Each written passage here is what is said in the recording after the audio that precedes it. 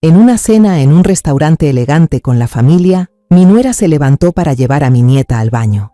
De repente, una anciana de rostro aterrador se me acercó a escondidas y me metió una bolsita de tela roja en la mano mientras susurraba: «Pida un taxi y huya de aquí con su hijo, si no quiere convertirse en un sacrificio». Aterrada, jalé a mi hijo para irnos y me quedé helada al ver lo que había dentro de la bolsa.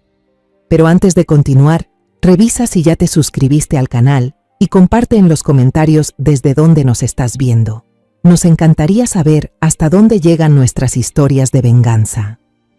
Ese día empezó como cualquier otro día normal. Estaba colocando el último huevo estrellado en el plato cuando unos bracitos me abrazaron por la cintura desde atrás. «Buenos días, abuelita». Era Araceli, mi nietecita. Me giré y le acaricié la cabeza. Gabriel, mi hijo, también acababa de bajar.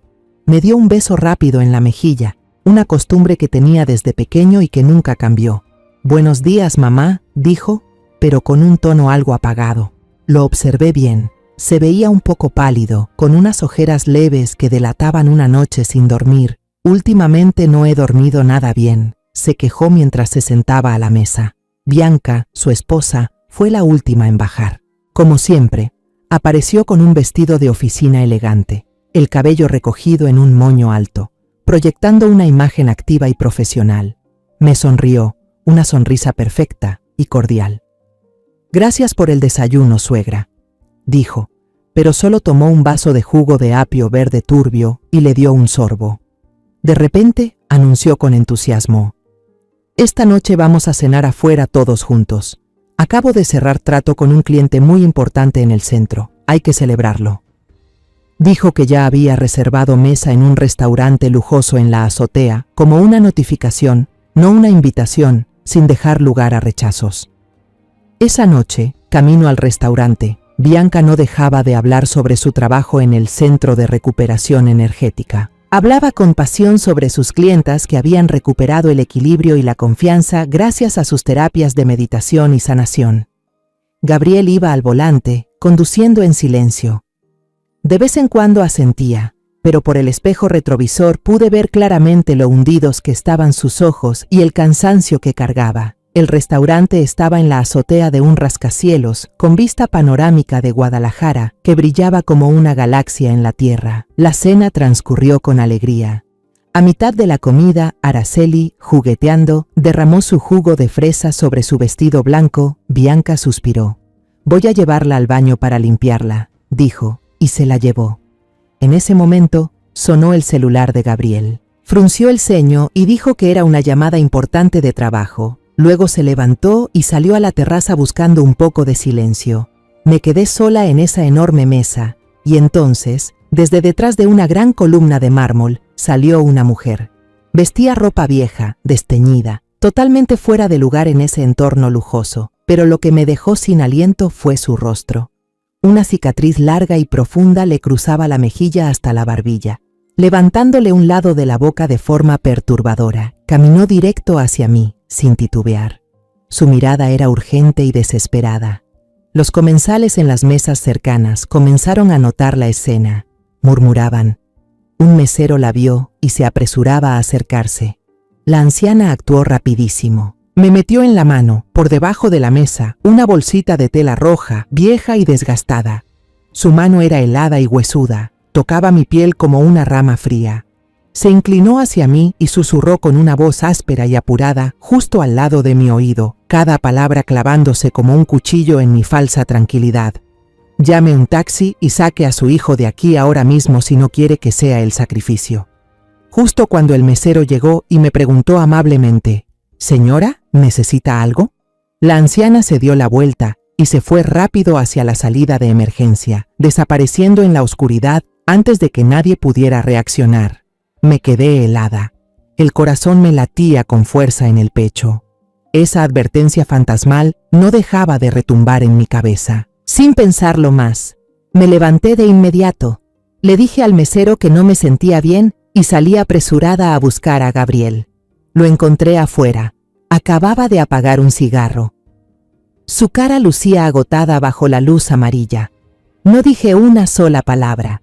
Solo le agarré la mano con fuerza y lo jalé. Vámonos, Gabriel, ahora mismo. Él se sorprendió y se notaba algo molesto. ¿Mamá? ¿Qué pasa?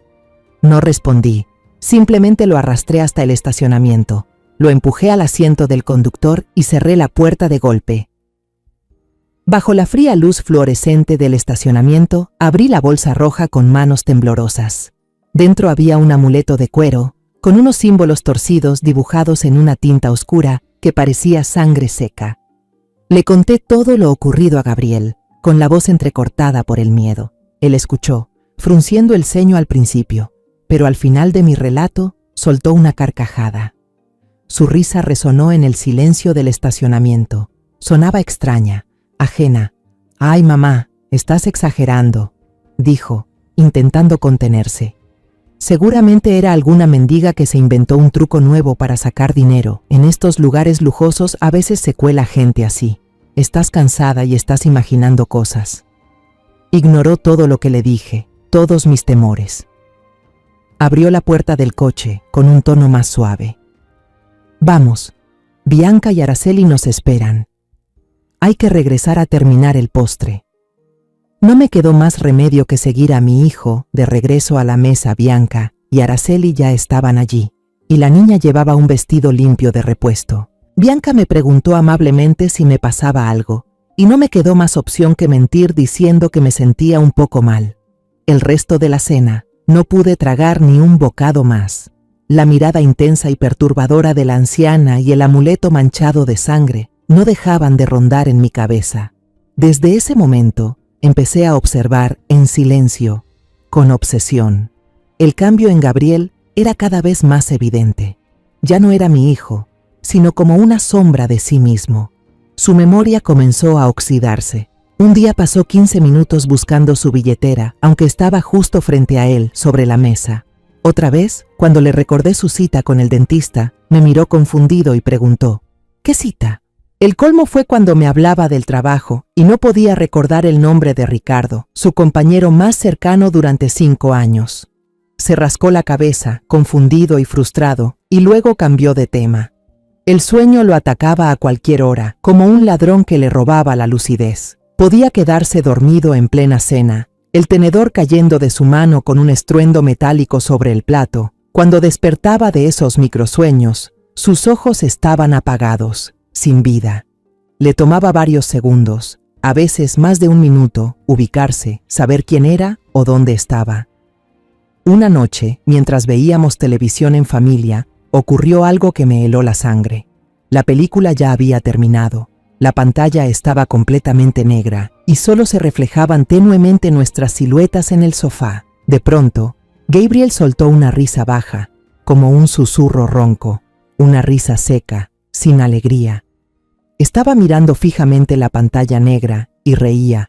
«¿De qué te ríes, Gabriel?», pregunté, intentando sonar tranquila. Se sobresaltó y volteó, con una expresión de niño sorprendido haciendo algo prohibido. «¿Eh? ¿Qué dijo mamá?». De verdad no sabía lo que acababa de hacer. En medio de todo esto, Bianca parecía la esposa perfecta. No paraba de expresar su preocupación por la salud de Gabriel. Cada noche, antes de dormir, le preparaba con sus propias manos una infusión de hierbas. Ese té era oscuro como el lodo, con un olor terroso, a raíces y tierra mojada. «Es una fórmula exclusiva de limpieza energética del centro», me explicó. «Lo ayuda a liberar la energía negativa y a dormir mejor». Insistía en que Gabriel no debía tomar ningún otro medicamento. Cuando le sugerí con cautela, «¿Y si llevamos a Gabriel al médico, Bianca?», ella lo desestimó de inmediato, con una sonrisa aún en los labios pero una mirada helada. «Ay, mamá, la medicina moderna no entiende los problemas del flujo de energía. Solo le van a dar unas pastillas químicas y dañinas. Confía en mí, este té va a ayudarlo a sanar». Sentí la garganta completamente cerrada. ¿Cómo podía discutir con una lógica que no alcanzaba a comprender? Esa noche tuve una pesadilla horrible. Soñé que estaba en nuestra propia casa, pero todo estaba podrido, cubierto de telarañas. La pintura de las paredes se caía a pedazos, los muebles estaban torcidos. Desde el piso de arriba, Escuché la voz débil y entrecortada de Gabriel. «Mamá, ayúdame». Corrí hacia su cuarto, pero el pasillo se alargaba sin fin, como si estuviera atrapada en un camino interminable. Cuando por fin llegué a la puerta, vi a Bianca de espaldas, parada frente a mí. Se giró lentamente y en su mano tenía un cuchillo pequeño, brillante bajo la luz pálida de la luna. Me desperté de golpe, empapada en sudor, el corazón golpeando con tanta fuerza que sentí que se me iba a salir del pecho. Tenía la garganta seca, necesitaba un vaso de agua. Salí del cuarto en puntillas. La casa estaba sumida en un silencio casi absoluto, solo interrumpido por el tic-tac del reloj de péndulo en la sala. Al pasar frente al cuarto de mi hijo y su esposa, noté que la puerta estaba entornada, dejando una pequeña rendija abierta. Iba a seguir de largo hacia la cocina, pero un sonido me hizo detenerme. Era la voz de Bianca, pero no hablaba en español. Era una serie de sonidos repetitivos, guturales, con unos siseos extraños que jamás había escuchado. No sonaba como un idioma, sino como un conjuro antiguo. Un escalofrío me recorrió la espalda, pero la curiosidad pudo más. Contuve la respiración y me acerqué con cuidado a la puerta, mirando por la rendija. Una luz tenue y parpadeante salía del interior. Era la llama de una única vela negra colocada en el suelo. Y bajo esa luz, la escena que vi me dejó helada. Bianca estaba arrodillada. Llevaba una túnica negra que le cubría de pies a cabeza, haciéndola parecer una sombra sin forma. Frente a ella había una pequeña estatua de madera oscura. Tenía forma humana, pero sus brazos y piernas eran anormalmente largos. Y lo más aterrador era su cabeza, completamente lisa, sin ojos, sin nariz, sin boca. Un rostro vacío, sin expresión. A su lado, en la cama grande, Gabriel dormía profundamente. Estaba acostado boca arriba, los brazos a los lados, inmóvil como un tronco, sin saber nada del ritual macabro que ocurría a unos pasos de él. Un olor fuerte y desagradable se coló por la rendija, golpeándome la nariz.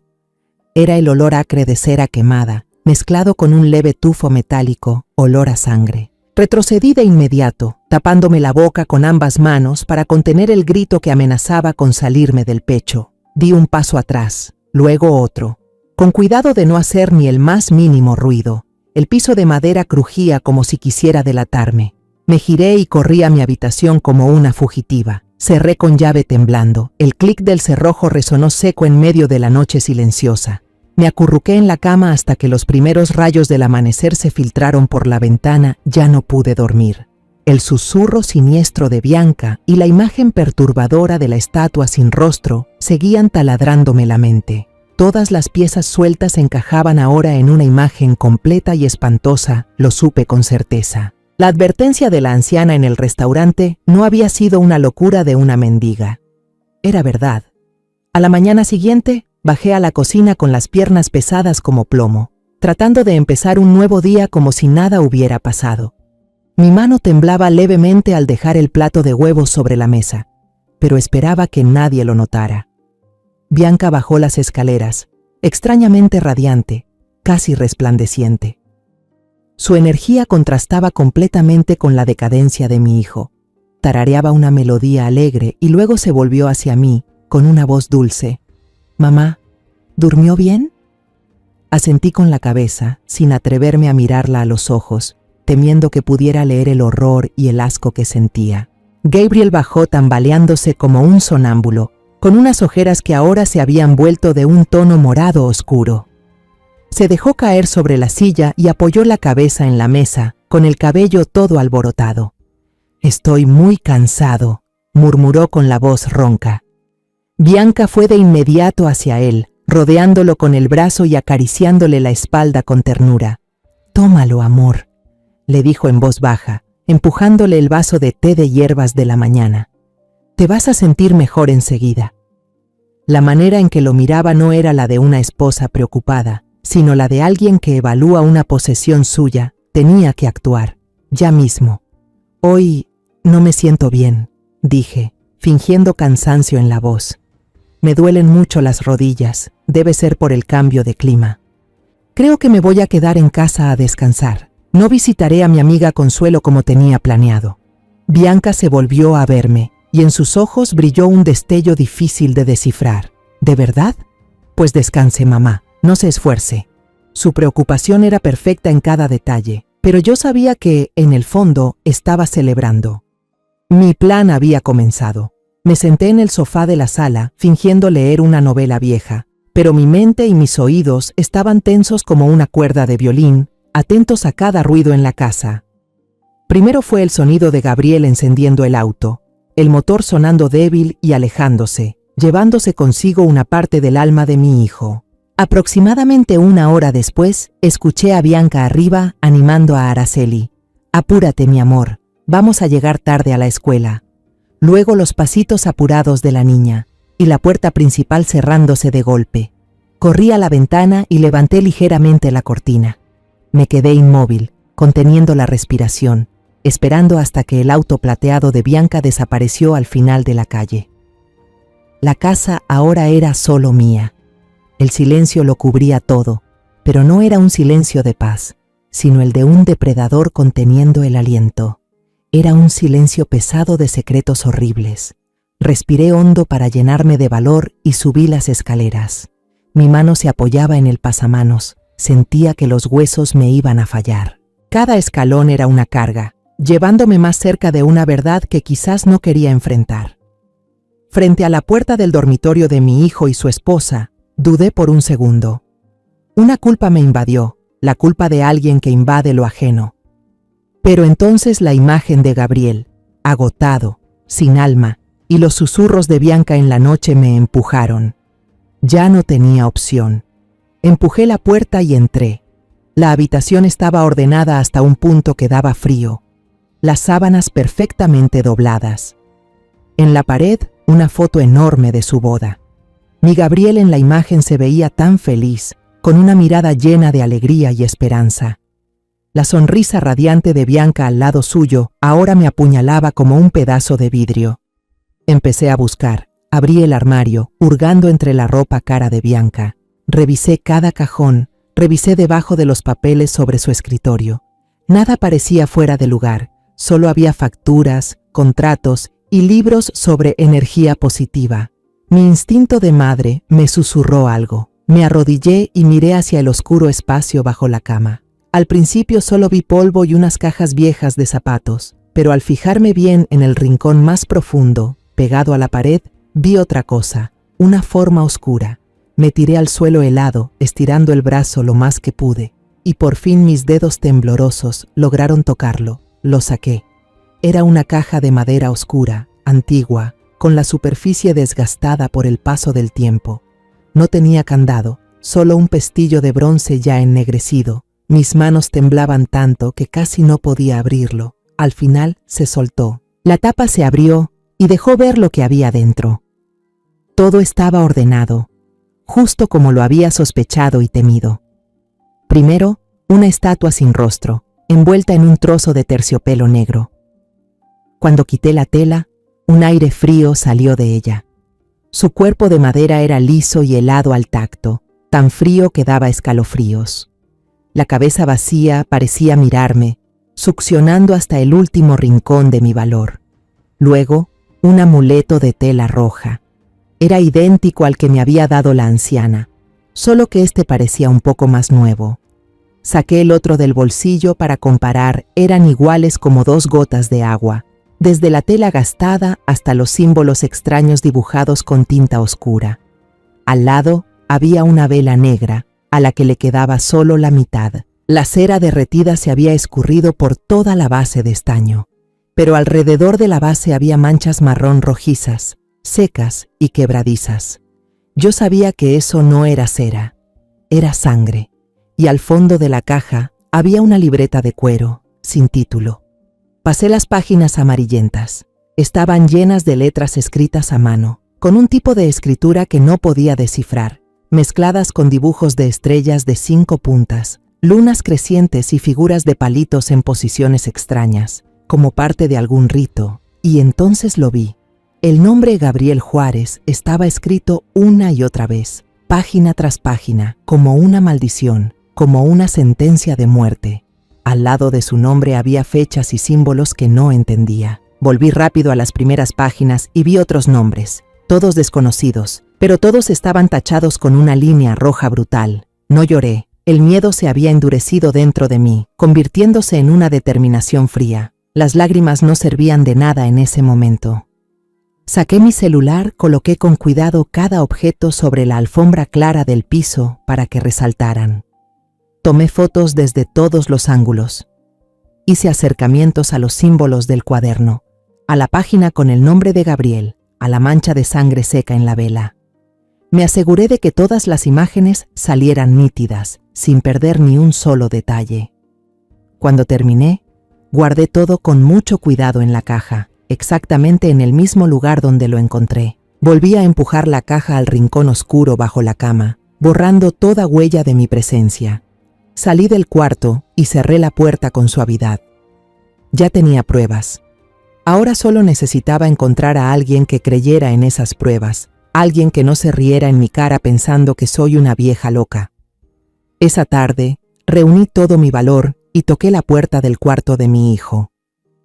Estaba acostado en la cama, con los ojos bien abiertos mirando al techo. Me senté en el borde de la cama. Mi mano temblorosa se posó sobre su hombro. Gabriel, empecé con la voz ronca.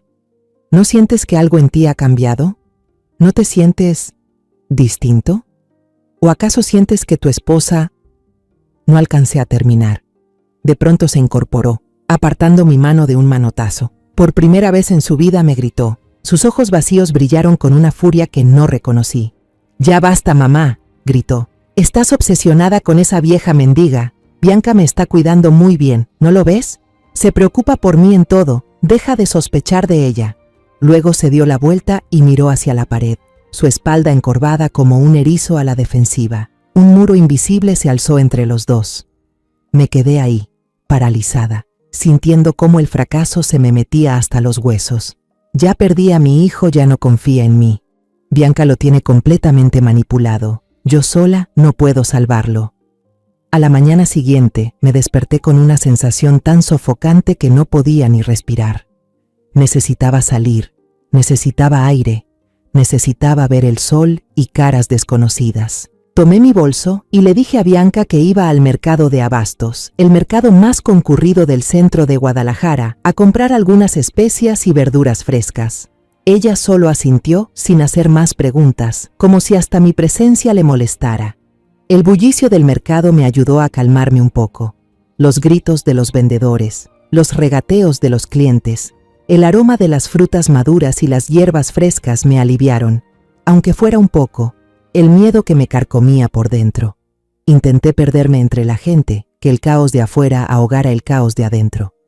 Mientras elegía un manojo de cilantro, miré distraídamente hacia el otro lado de la calle llena de tráfico. Mis ojos se detuvieron, sin querer, en una farmacia pequeña y antigua. Una mujer acababa de salir de ahí. Llevaba una bata vieja y un pañuelo descolorido que le cubría casi todo el cabello entrecano. Caminaba encorvada, como si llevara un peso invisible. Iba con la cabeza agachada, apurada, intentando mezclarse con la multitud, esquivando cualquier mirada. Una sensación de familiaridad confusa me invadió, y entonces un niño pasó corriendo frente a ella. La mujer giró levemente el rostro para evitarlo. En ese instante fugaz, la luz de la mañana iluminó su cara. Me quedé paralizada. Todo mi cuerpo se tensó. La cicatriz, una cicatriz larga, marcada desde el pómulo hasta la barbilla, deformada, inconfundible. Era ella, la mujer del restaurante. Mi corazón pareció detenerse un segundo, y luego empezó a latir con fuerza, tan fuerte que podía oírlo retumbar en mis oídos. Esperanza, miedo y una urgencia absoluta se encendieron en mí. No pensé en nada. Solté el cilantro que tenía en la mano. El bolso se deslizó de mi hombro, varios tomates maduros rodaron por la acera y fueron aplastados por los pasos apresurados de la gente. No me importó. Crucé la calle corriendo, ignorando los autos que pasaban. Escuché bocinazos detrás de mí, frenos chirriando. No oía nada. Solo veía una cosa, la espalda encorvada de esa mujer. La alcancé justo cuando doblaba por una calle más angosta y menos transitada. «Señora, por favor, espere», grité con la voz entrecortada. Estiré el brazo y agarré con fuerza la manga desgastada de su abrigo. Ella dio un respingo y se volteó de golpe. Sus ojos mostraban un pánico absoluto, como un animal acorralado. Intentó zafarse, con voz temblorosa, apenas audible. Se equivoca de persona. Por favor, suéltame. No, no me equivoco, le dije más fuerte, con voz baja, casi rogando, temerosa de que desapareciera otra vez. Soy yo, la mujer del restaurante, mi hijo. Lo que usted dijo, todo era verdad. Por favor, necesito su ayuda. Necesito saber por qué. La mujer se quedó quieta. El miedo en su mirada fue dando paso a una duda, y luego a un reconocimiento doloroso. Me miró a los ojos llenos de lágrimas, y quizá vio en ellos una desesperación tan auténtica que no podía ser fingida. Miró alrededor, con desconfianza, como si en cualquier momento pudiera aparecer un enemigo. No dijo nada más. Me tomó del brazo y me jaló. Pero no hacia la calle principal, sino hacia un callejón angosto, oscuro, encajado entre dos edificios viejos. El olor a humedad y basura me golpeó la nariz, pero no me importó. Ella me estaba llevando a un lugar seguro. El callejón nos llevó a la parte trasera de otra calle.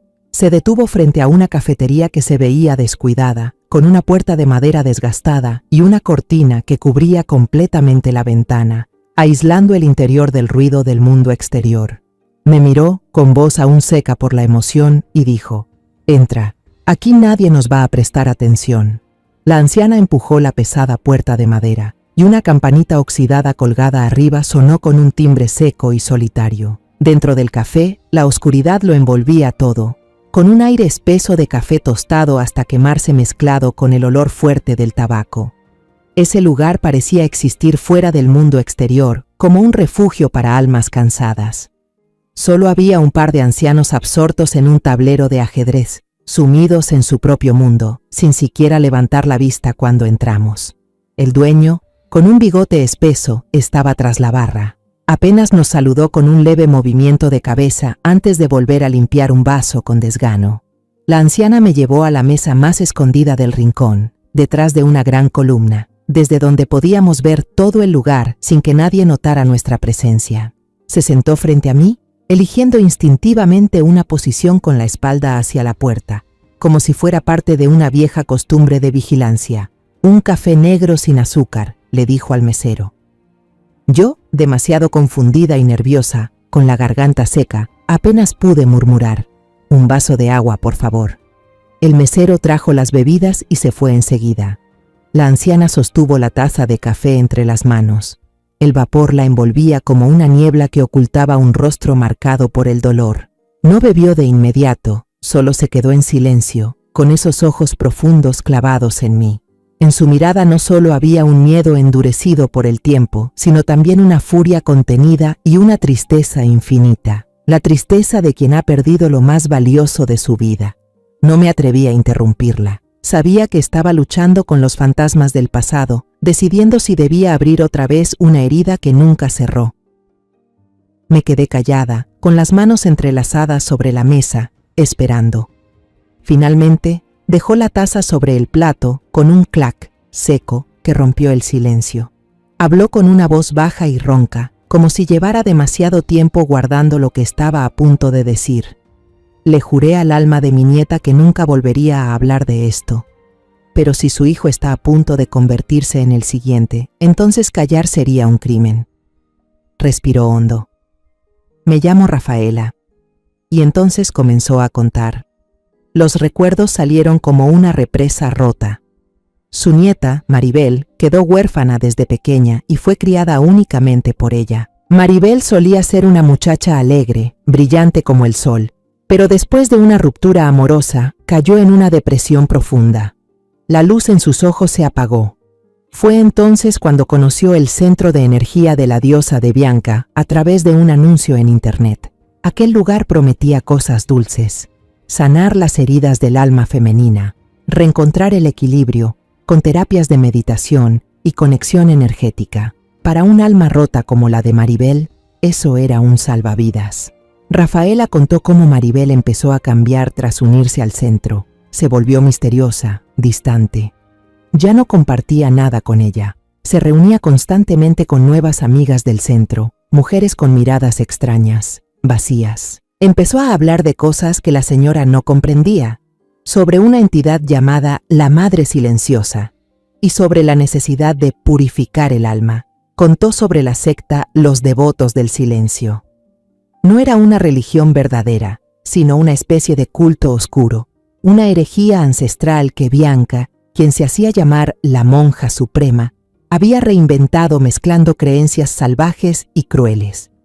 La voz de Rafaela se quebró al mencionar la regla más espantosa del culto. Para alcanzar la ascensión y un mayor poder dentro del grupo, los miembros debían ofrecer el alma de la persona que más amaban. Creen, susurró, que cuanto mayor el sacrificio, mayor la bendición. Sentí que la sangre se me helaba. Una noche, Maribel regresó a casa y le suplicó a su abuela que la acompañara a una ceremonia especial del centro, una ceremonia para honrar a las madres y abuelas. Rafaela, por el gran amor que le tenía a su nieta y con ganas de volver a acercarse a ella, aceptó sin sospechar nada. Pero Maribel no la llevó al centro de la ciudad. La joven condujo hasta una granja antigua y apartada en las afueras. Dentro, decenas de personas vestidas con túnicas negras estaban de pie en círculo, cantando cánticos bajo la luz parpadeante de las velas, y en medio de ese círculo estaba Bianca, con el rostro frío e inexpresivo, iluminado por el fuego. Rafaela se dio cuenta de que había sido engañada. Maribel se arrodilló, llorando, y dijo desesperada: «Abuela, lo siento, pero este es el único camino para salvar mi alma». Dos hombres corpulentos sujetaron a Rafaela, obligándola a beber un líquido amargo con olor a raíz podrida. Pero en ese momento, su instinto de supervivencia se activó. Fingió haberlo tragado, y lo escupió cuando ellos no miraban. Cuando Bianca se acercó con un cuchillo ceremonial brillante en la mano, Rafaela usó todas sus fuerzas. Mordió el brazo de uno de los hombres y dio una patada a Bianca que la hizo caer hacia atrás.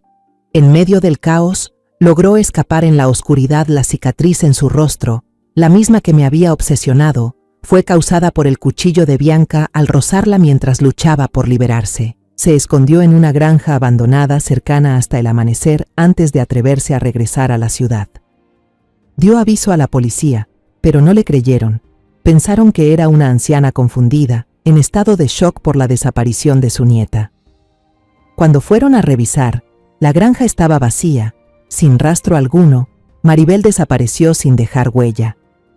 Días después, la secta envió un mensaje a los amigos de Maribel, diciendo que había cumplido su misión y que su alma se había elevado a un plano superior.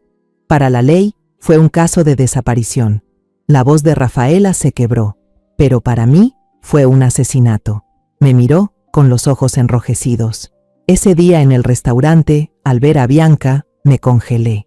Y al ver a su hijo sentado junto a ella, con esa expresión cansada y vacía, igual a como estaba mi nieta en sus últimos días, supe que él estaba en peligro. El amuleto que le di fue uno de los que Maribel trajo a casa. Pensé que tal vez podría advertirle. Extendió la mano sobre la mesa y apretó la mía con fuerza. Su mano delgada temblaba. «Salve a su hijo. No permita que termine como mi nieta, cueste lo que cueste». No pude responder. Las lágrimas corrían por mis mejillas. La verdad era más horrible que mis peores pesadillas. Mi Gabriel, mi hijo, estaba tendido en el altar de un demonio. Pasado un momento, recobré la compostura, me sequé las lágrimas. El miedo había dado paso a una determinación férrea. «Gracias, Rafaela. Gracias por tener el valor de contarlo todo. No dejaremos que la historia se repita».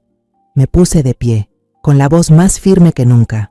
«Conozco a alguien que nunca nos tomará por unas viejas locas. Vamos a verla ahora mismo». Pagué rápido el agua y el café, y ayudé a Rafaela a levantarse. Su cuerpo frágil seguía temblando sin parar tras liberar ese peso del alma, como una hoja seca en el viento. Sabía que no podía llevarla de regreso a esa casa, donde cada rincón tenía ojos y oídos de Bianca. Y yo tampoco podía volver sola, no con esta verdad ardiendo por dentro. No pedí un taxi a casa. En cambio, le di al conductor una dirección en Polanco, un barrio de casas elegantes, tranquilas y con la mejor seguridad de la ciudad. Era la casa de Ofelia, mi mejor amiga desde la secundaria. la única persona en este mundo en quien podía confiar plenamente. En el auto, las dos íbamos en silencio. Rafaela miraba por la ventana, los ojos perdidos en la gente que pasaba. Pero yo sabía que estaba atrapada en sus propios recuerdos dolorosos. Yo, en cambio, repasaba toda la información, cada imagen, cada palabra en mi cabeza. Me estaba preparando para la conversación más importante de mi vida. No podía cometer errores. Ofelia abrió la puerta. Era una mujer bajita y robusta, el cabello corto y casi completamente canoso, pero los ojos detrás de sus lentes de carey seguían siendo tan agudos e inteligentes como siempre. Se sorprendió al verme, y aún más al ver a la mujer desconocida y demacrada que me acompañaba. Nos miró a las dos, notando nuestro estado de pánico, y sin decir una sola palabra, retrocedió y abrió la puerta de par en par. «Pasen», dijo con voz grave y firme. Nos condujo a la sala. El lugar estaba lleno de luz y olía a libros viejos, con una paz extraña que lo envolvía todo. No hizo preguntas apuradas ni nos puso más nerviosas. En lugar de eso, fue a la cocina en silencio y regresó unos minutos después con 3 tazas de té de manzanilla bien caliente, cuyo aroma suave era como un calmante. Se sentó en el sillón frente a nosotras y me miró directo a los ojos. No había curiosidad en su mirada, sino la concentración de alguien acostumbrado a escuchar historias difíciles. «Bueno, Adriana», dijo, «¿qué pasó que tienes esa cara como si hubieras visto un fantasma?» Respiré hondo, miré a Rafaela y asentí con la cabeza, dándole pie para que empezara. Y Rafaela habló. Esta vez sin temblores, sin pánico. Como si la presencia de Ofelia le hubiera dado una fuerza invisible. Su voz era clara, firme y ordenada. Narró cada detalle. Desde el cambio en Maribel, las frases extrañas, el ritual espantoso en la granja abandonada, hasta la fuga por los pelos. No omitió nada, ni siquiera lo que la policía había descartado como fantasía. Ofelia escuchaba sin interrumpir ni una sola vez. Dejó la taza a un lado, sacó una libreta y una pluma del cajón de la mesa y empezó a tomar notas. Sus dedos recorrían las páginas anotando nombres, lugares, detalles clave. Sus ojos tenían esa mirada de investigadora profesional, la misma que yo había visto en ella cuando aún trabajaba. Y cuando Rafaela terminó su relato, con la voz quebrada por la emoción, yo conté sobre las actitudes extrañas de Gabriel, sobre su deterioro emocional. Hablé de la cena en el restaurante, de la anciana con la cicatriz y el amuleto de tela roja, conté sobre la noche en que escuché susurros en un idioma desconocido, y lo que vi a través de la rendija de la puerta, Bianca con una túnica negra, una vela y una estatua horrenda sin rostro. Entonces dije con firmeza, y tengo pruebas. Abrí la galería de mi celular. Le mostré la pantalla a Ofelia. Una a una, las imágenes fueron apareciendo, nítidas y frías: la caja de madera antigua, la estatua deformada sin rostro, la vela negra con manchas de sangre seca, y por último, las páginas llenas de símbolos extraños, con el nombre Gabriel Juárez escrito una y otra vez, como una maldición. Ofelia entrecerró los ojos mirando el teléfono. No solo estaba viendo, estaba analizando. Usó los dedos para ampliar cada imagen, examinando con detalle desde los signos en el cuaderno hasta la textura de las manchas de sangre seca. Su rostro se volvió cada vez más serio. La calma con la que empezó se desvaneció, y en su lugar apareció una expresión de gravedad aterradora.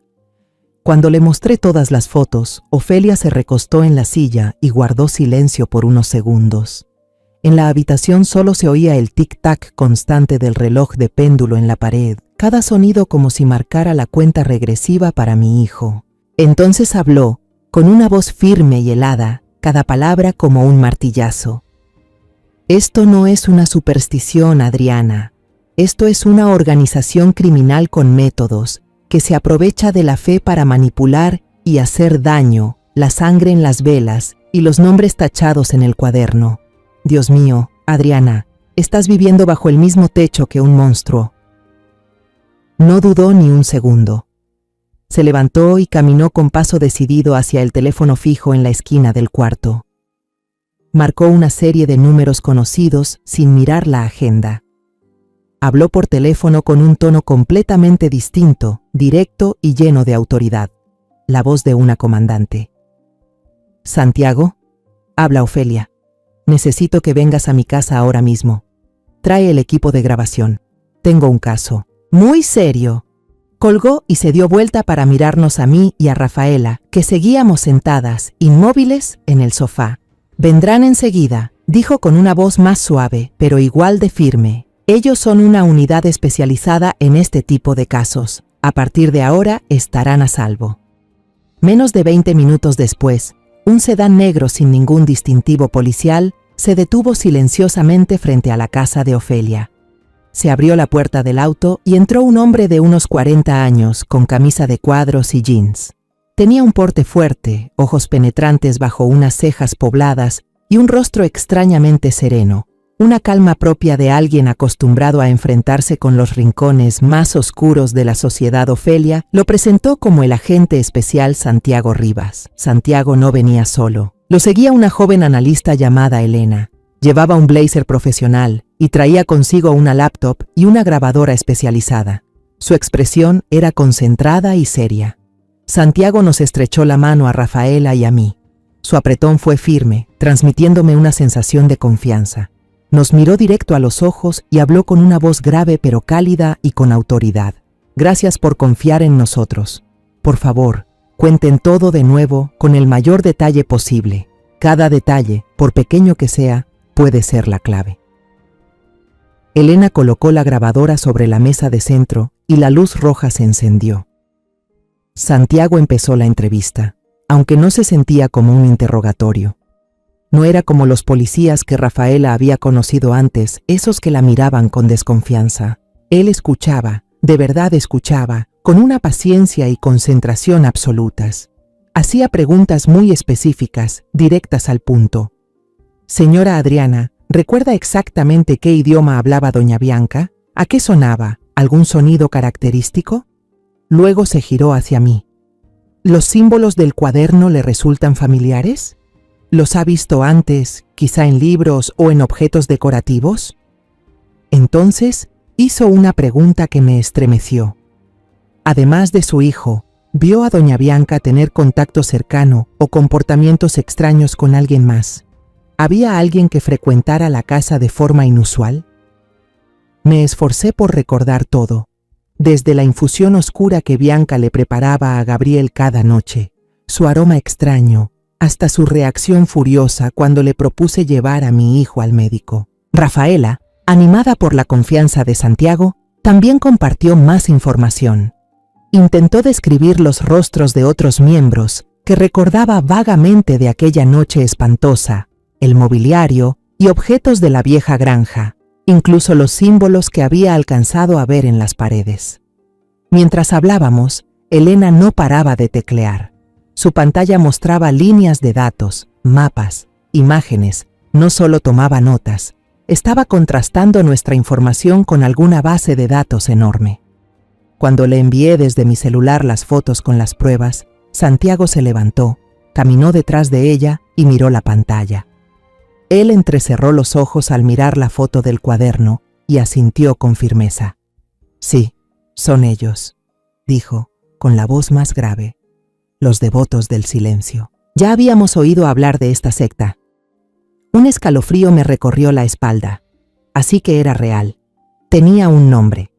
Él explicó que su unidad especial había estado siguiendo una serie de organizaciones encubiertas bajo nombres como centros de sanación, clases de yoga espiritual o grupos de apoyo para mujeres en todo México. Todas estas organizaciones estaban vinculadas a desapariciones misteriosas, fraudes financieros y manipulación psicológica. El problema es que operan como una red de células independientes, casi sin conexión directa entre sí. Usan mujeres que aparentan ser exitosas y confiables, como Bianca, para cubrirse, continuó Santiago. El grupo de Guadalajara, liderado por Bianca, es el más hermético y enigmático. Sabíamos que existía, pero nunca habíamos podido identificar a su líder ni su ubicación principal. Cambian de lugar constantemente y solo se comunican por canales cifrados. Santiago nos miró a mí y a Rafaela con expresión seria. Lo que ustedes aportaron hoy es un gran avance. Es la pieza que nos faltaba. Tu testimonio, Rafaela, es el primero que tenemos de una sobreviviente de sus rituales. Y tus fotos, Adriana, son la primera prueba física que conecta directamente a Bianca Juárez con estas actividades oscuras. Señaló la pantalla de su laptop, donde Elena había desplegado un mapa de red complejo lleno de conexiones. Bianca Juárez no es una integrante cualquiera. Según los símbolos en el cuaderno y lo que contaron ustedes, ella es un eslabón clave. Muy probablemente la suma sacerdotisa de esta región, como dijo Rafaela. Si logramos arrestarla y obtener ese cuaderno, podríamos desmantelar toda la red aquí. Después de recopilar toda la información, Santiago nos explicó el plan inicial. Primero, establecerán vigilancia las 24 horas fuera de mi casa. Usarán vehículos civiles y agentes encubiertos como vecinos, un corredor, alguien paseando un perro, una pareja dentro de un auto. Todo movimiento en la casa será registrado. Segundo, intentarán rastrear el teléfono y las actividades en línea de Bianca, aunque Santiago advirtió que ella es muy astuta y probablemente no cometerá errores obvios. Ofelia propuso que Rafaela se quedara en su casa. Es el lugar más seguro. Bianca podría haberla visto en el mercado y tal vez intente silenciarla. Santiago estuvo de acuerdo de inmediato. Y por último, estaba mi papel, el más importante y también el más peligroso. Debía regresar a esa casa, volver a la guarida del lobo y fingir que no pasaba nada. No podía mostrar miedo ni sospechas. Tenía que seguir siendo la suegra de siempre, preocupada por la salud de su hijo. Antes de que me fuera, Santiago me miró directo a los ojos, con una mezcla de seriedad y comprensión. Doña Adriana, sé que le estamos pidiendo algo muy difícil. Desde ahora hasta que actuemos, usted tendrá que convivir con el enemigo. Pero la seguridad de su hijo y el éxito de esta operación dependen totalmente de su calma. Recuerde, estaremos justo afuera. Usted no está sola. Al volver a casa, sentí como si entrara a un escenario, siendo la actriz principal en una obra de terror. Cada segundo era pesado, asfixiante. Cocinaba, limpiaba, jugaba con Araceli, pero todo era actuación. Mi sonrisa se quedó rígida, y cada palabra que decía estaba cuidadosamente medida. Era una marioneta, moviendo mis propios hilos, bajo la mirada de dos bandos. Por un lado, el equipo especial escondido allá afuera. Por el otro, el demonio que vivía conmigo bajo el mismo techo evitaba mirar a Bianca a los ojos. Su mirada parecía tener un poder penetrante. Temía que desnudara todos los secretos que yo trataba de ocultar. Cuando me preguntó por qué me había tardado tanto en el mercado, el corazón se me apretó. Me encontré de casualidad con una amiga de la infancia, respondí, forzando un tono natural. Tenía años sin verla, así que nos quedamos platicando un rato en una fondita. Noté que Bianca también estaba más alerta. Se volvió más callada, con un silencio que daba miedo. Muchas veces, mientras lavaba los platos o veía la tele, sentía sus ojos clavados en mi nuca. Cuando me volteaba, ella miraba hacia otro lado. Tal vez sí nos vio a Rafaela y a mí en el mercado. Una guerra silenciosa, asfixiante, se estaba librando dentro de la cocina, en la sala, en cada aliento que compartíamos. Cada noche, cuando me aseguraba de que Bianca estuviera dormida, me metía bajo las cobijas, temblando, y enviaba un mensaje corto a Ofelia desde una aplicación segura que Santiago había instalado en mi celular, solo unas pocas palabras. Todo sigue igual. Gabriel parece más débil. Hoy durmió casi 16 horas. Cada mensaje era un grito de auxilio encubierto. La mañana del tercer día después de la reunión en casa de Ofelia, recibí una llamada de ella pidiéndome que fuera de inmediato. Con la misma excusa de visitar a una amiga, salí de la casa a toda prisa. En casa de Ofelia, el ambiente estaba tan tenso que se podía cortar con un cuchillo. Rafaela y Santiago ya estaban ahí, todos con expresión seria. Santiago no dio rodeos y fue directo al grano. La vigilancia no está funcionando, dijo, visiblemente frustrado. Bianca se volvió una tortuga en su caparazón. No sale de la casa más que para llevar y traer a la niña y para ir al centro de trabajo. Todas sus comunicaciones están limpias. Ni una llamada ni un mensaje sospechoso. No usa el celular para hablar del culto. Es como si ya sospechara algo, estamos perdiendo el tiempo, y la condición de Gabriel ya no da para más. El ambiente se volvió más denso. Nuestra paciencia se agotaba, mientras el hilo de vida de mi hijo se volvía más delgado. De pronto, Ofelia golpeó la mesa con la palma de la mano. El sonido fue seco, contundente. Si la zorra no sale de su cueva, hay que hacer que salga. Miró a Santiago, luego a mí. No podemos quedarnos esperando a que ella dé el paso. Tenemos que obligarla a moverse. Todos fijamos la vista en ella. Ofelia continuó, con una voz filosa como navaja. Elena ya verificó, según la información del cuaderno de Bianca, y cruzando con el calendario del culto que el equipo de Santiago ha reunido en otros casos, pasado mañana es la noche de luna negra. Es cuando su poder es más fuerte y suelen hacer los rituales más importantes. Pausó un segundo y me miró directamente a los ojos, con una mezcla de firmeza y pesar. Bianca no va a perder esa oportunidad, menos ahora que siente que algo la amenaza. Va a acelerar el sacrificio de Gabriel. Y entonces dijo lo que yo ya venía temiendo. Adriana, necesitamos que seas el señuelo. Un escalofrío me recorrió la espalda. Tendría que enfrentarme cara a cara con Bianca, engañarla, y poner en juego la vida de mi hijo y la mía en una sola jugada. El plan fue trazado al detalle, con precisión de segundos. La noche de la luna negra debía crear la ocasión perfecta para Bianca. Tenía que allanar el camino. Según el análisis de Santiago, Bianca seguramente intentaría sacar a Araceli de la casa para tener vía libre. Yo debía actuar como si no sospechara nada. Incluso debía parecer contenta por ello. Cuando Araceli se fuera, yo le diría a Bianca que me dolía mucho la cabeza, un síntoma que a veces padecía y que ella conocía bien. Voy a decir que necesito dormir temprano y tomar un somnífero. Eso hará que Bianca crea que estaré dormida como una piedra y que ya no soy un estorbo. Elena me dará una pastilla falsa, idéntica a la que suelo tomar. Y lo más importante, un botón con un dispositivo de rastreo y micrófono diminuto. Tengo que coserlo al pijama que usaré esa noche. En cuanto Bianca saque a Gabriel de la casa, en cuanto escuche el motor del auto, debo avisarle de inmediato al equipo de Santiago, quienes estarán escondidos en autos civiles al principio de la calle. Después, la seguirán hasta el escondite de la secta. Al escuchar el plan, sentí que el corazón se me salía del pecho. Pero cuando la imagen de Gabriel, débil y sin alma, apareció en mi mente, asentí sin dudarlo, lo haré. Esa noche, Elena me encontró en secreto en un parque cerca de casa, bajo la sombra de un roble viejo. Me dio el botón especial, pequeño, pero que contenía la vida entera de mi hijo. Me enseñó cómo activarlo, cómo hacer que funcionara de la mejor manera. También me entregó un celular de repuesto con un canal de emergencia ya configurado, con solo un botón. «Cuídese mucho, señora», me dijo con voz preocupada. Al volver a casa, el silencio era aterrador. Bianca estaba en la cocina, de espaldas a mí. Estaba usando un mortero de piedra, moliendo algo. El golpeteo rítmico se oía constante. Un olor fuerte y picante a hierbas, familiar pero hoy nauseabundo, se esparcía por todo el aire. Al escuchar mis pasos, levantó la cabeza y sonrió. Una sonrisa que yo sabía, con total certeza, que era falsa. ¿Salió a caminar, suegra?, preguntó con voz dulce. Esta noche voy a mandar a Araceli a dormir a casa de su amiguita Camila, para que jueguen un rato.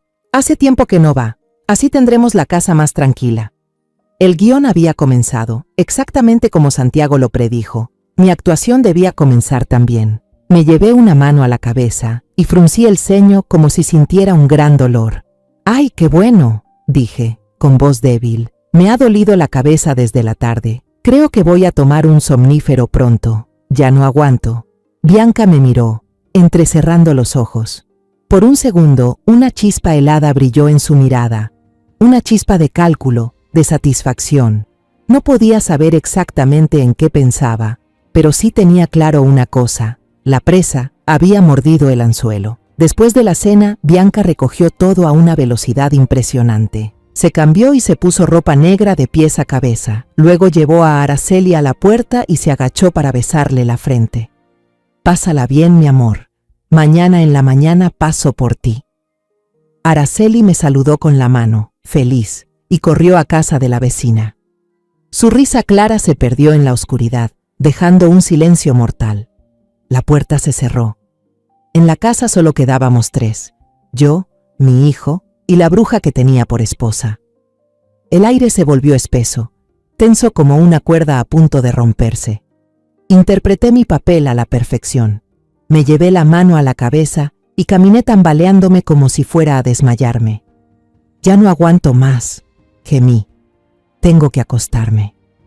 Bianca corrió a ayudarme, su preocupación tan exagerada que resultaba falsa. Sí, suegra, váyase a descansar, no se preocupe, yo cuidaré de Gabriel. Incluso me sirvió un vaso de agua. La miré a los ojos, buscando un poco de humanidad, pero solo encontré un vacío frío. Entré a mi cuarto, dejando la puerta entreabierta. Saqué la pastilla tranquilizante, falsa que Elena me dio, y me la tomé justo cuando Bianca pasaba frente a la puerta, echando un vistazo para asegurarse. Luego me acosté, me tapé completamente y comencé a fingir que respiraba profundo y parejo, como alguien que ya está dormido. Pero debajo de las cobijas tenía los ojos bien abiertos, clavados en la oscuridad. Todo mi cuerpo estaba tenso, el corazón me latía con fuerza en el pecho. Todos mis sentidos estaban al máximo. Podía escuchar hasta el sonido más mínimo, el tic-tac del reloj en la pared, el crujido del suelo de madera cuando alguien pasaba, el silbido suave del viento fuera de la ventana. Aproximadamente una hora después, escuché a Bianca susurrarle algo a Gabriel en la habitación de al lado. No entendí lo que ella decía, solo era un murmullo bajo, como un conjuro, pero escuché claramente la voz de mi hijo respondiéndole con un tono monótono, sin alma. Sí, mi amor. Está bien, ya entendí. Parecía un robot recibiendo órdenes. Alrededor de las 11 de la noche, cuando la oscuridad ya era densa y espesa, oí la puerta de su habitación abrirse. Luego, pasos. Unos ligeros, los de Bianca otros, pesados, arrastrándose por el suelo, los de Gabriel. Bajaban las escaleras. Esperé 5 minutos más. 5 minutos que se sintieron como un siglo, para asegurarme de que se habían ido. Luego me deslicé fuera de la cama con cuidado. Pegué la oreja a la puerta, escuchando. Cuando oí el motor del auto de Bianca encenderse y salir del garaje, saqué de inmediato el teléfono de repuesto que tenía escondido bajo la almohada. Presioné enviar al único mensaje que ya había redactado para Santiago. Ya se fueron. Sin perder un segundo, me quité el pijama y me puse la ropa oscura que ya tenía preparada. No salí por la puerta principal, sino que me escabullí por la parte trasera, crucé el jardín a oscuras y corrí hasta el final de la calle, donde un viejo camión de reparto, sin nada llamativo, estaba estacionado bajo un árbol. La puerta trasera del vehículo se abrió en cuanto me acerqué. Santiago extendió la mano y me ayudó a entrar. Dentro del camión no había paquetes, sino un centro de monitoreo móvil, con pantallas y equipos electrónicos parpadeando. Elena estaba sentada frente a una pantalla grande, con audífonos profesionales puestos. Me saludó con un leve asentimiento, con una mirada tensa y concentrada. «Ya tenemos señal del botón de su blusa», dijo Elena, señalando un punto rojo que se movía en el mapa digital. «Y el audio está claro». El camión arrancó suavemente, manteniendo una distancia prudente del vehículo de Bianca. Me senté en el asiento del copiloto, mirando fijamente la pantalla, con el corazón encogido. Elena me pasó un segundo audífono. Segundo. Escuché la voz de Bianca.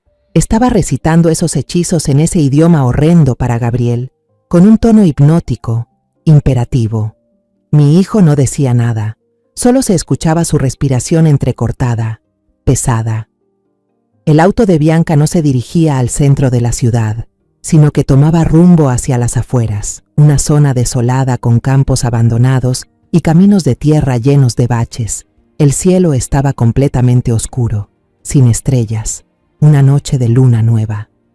El punto rojo en el mapa se detuvo en un terreno amplio, en medio del cual había una estructura parecida a una mansión antigua, abandonada desde hace mucho tiempo, que se alzaba como un monstruo en la oscuridad.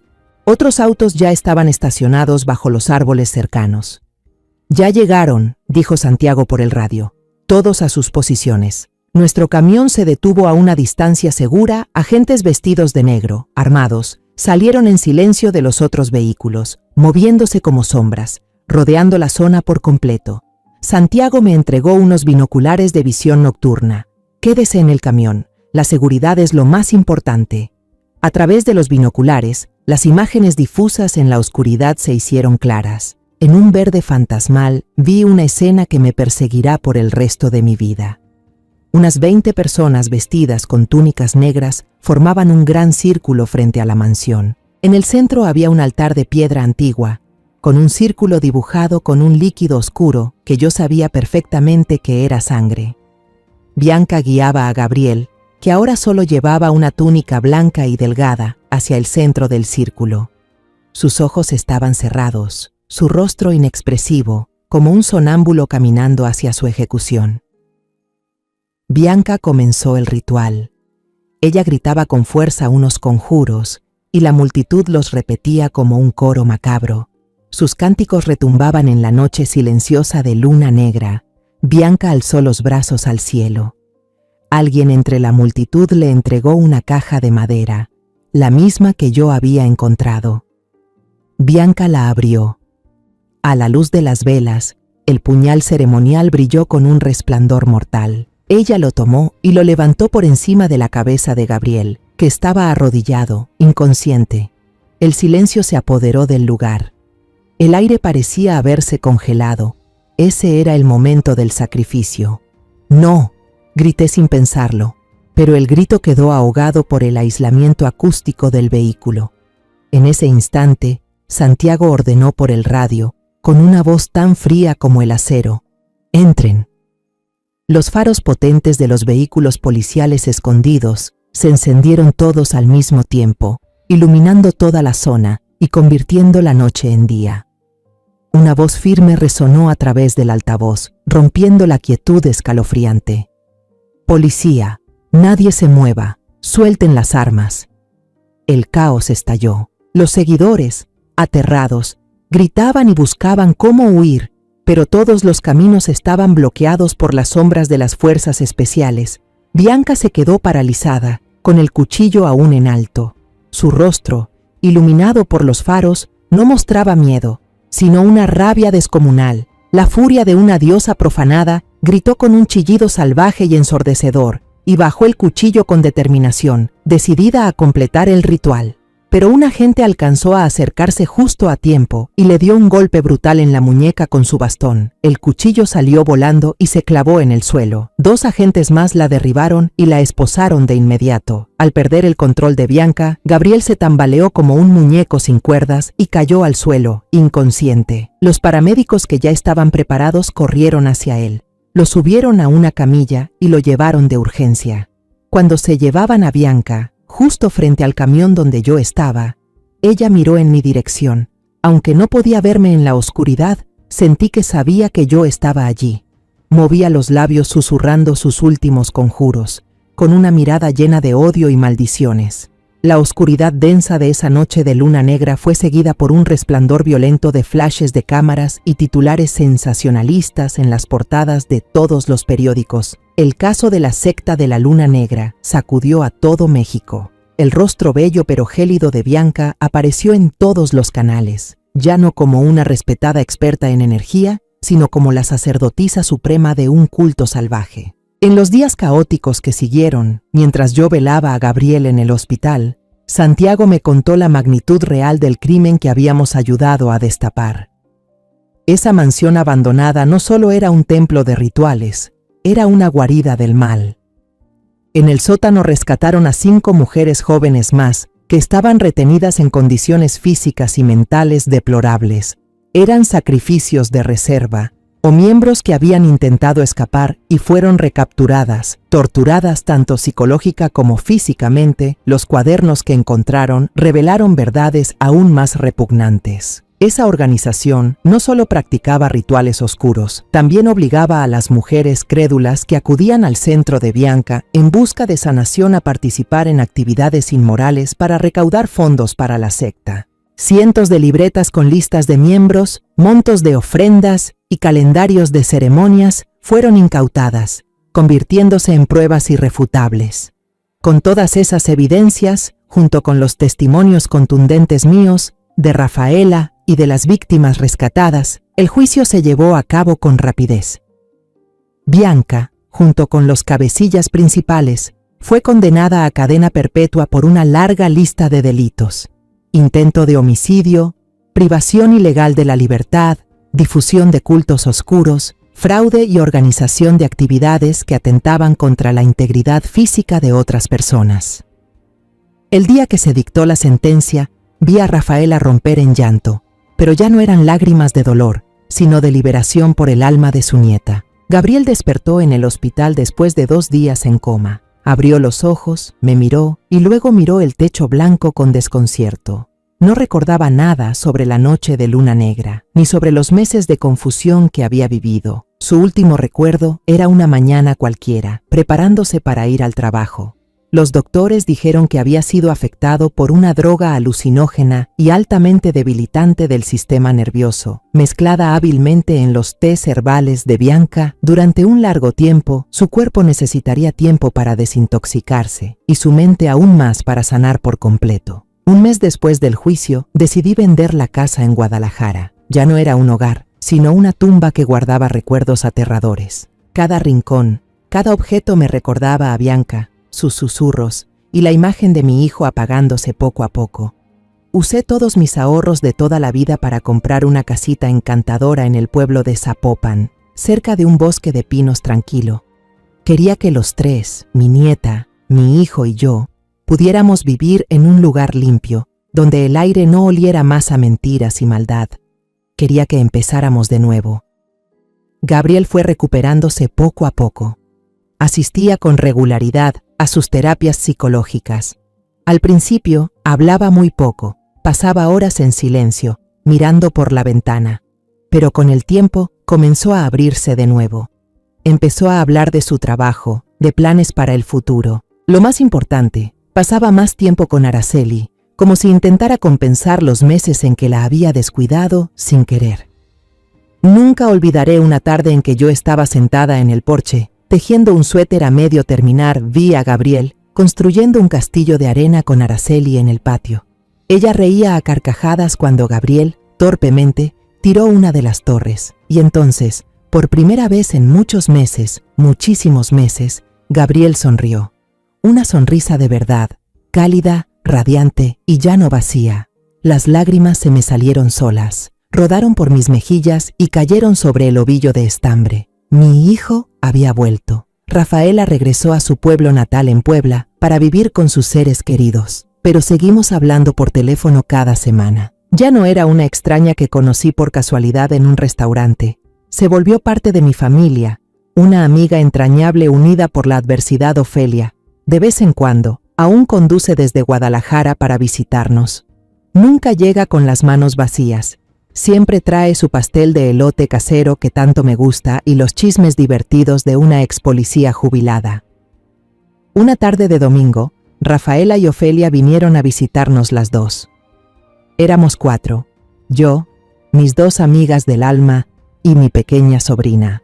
Estábamos sentadas juntas en el porche de la nueva casa, tomábamos té, comíamos pastel y mirábamos a Gabriel enseñándole con paciencia a Araceli cómo plantar un pequeño girasol en una maceta de barro. Le mostraba cómo acomodar la tierra, cómo regarla. La luz dorada del atardecer caía sobre padre e hija, envolviéndolos en un halo cálido. Rafaela estiró la mano, tomó la mía y la apretó suavemente. Lo logramos, Adriana. Sonreí y asentí. Las lágrimas volvieron a asomar, pero esta vez eran de felicidad. La tormenta ya había pasado. La oscuridad pudo haber intentado tragarnos, pudo haber dejado cicatrices que jamás sanen del todo, pero al final, la luz del amor familiar y la valentía de unas mujeres comunes triunfó. Y frente a mis ojos, una nueva vida estaba siendo sembrada, prometiendo un futuro brillante, siempre mirando hacia el sol. Y ahora, cuando todo ya salió a la luz, cuando los culpables fueron expuestos, solo quiero decirle algo a quien escuche esta historia. Nunca dejes que el silencio mate a quienes amas. En la vida hay cosas que parecen absurdas, imposibles, pero si tu corazón te lo dice, si tu intuición te grita que algo no está bien, entonces créelo.